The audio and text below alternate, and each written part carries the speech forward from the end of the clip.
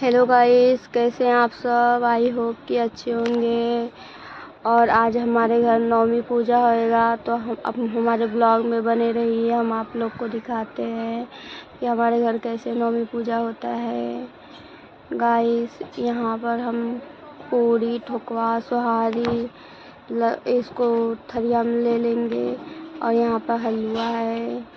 हमारे घर ज़्यादा मीठा कोई नहीं खाता। यहाँ पर पूरी ठोकवा सोहारी सब है। यहाँ पर भी सोहारी है जो हम चढ़ाने के लिए बनाते हैं। दाल, सब्जी, चावल ये सब बनता है गाइस। ये पूजा का सामान। यहाँ पर मटका, चावल, दिया, अगरबत्ती ऐसे टिकते हैं और पत्ता उत्ता रखते हैं, तो फिर पूजा करते हैं दोस्तों। और यहाँ पर भी हम ले लेंगे जो जो पकवान बना रहेगा चढ़ाने के लिए।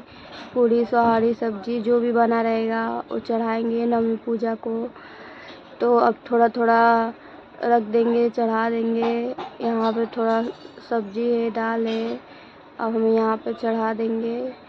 और गाइस, चढ़ गया है पूजा।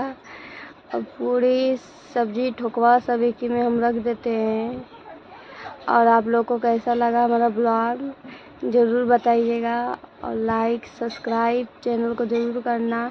हाँ गाइस, सपोर्ट ज़रूर करना। Bye bye. नेक्स्ट ब्लॉग में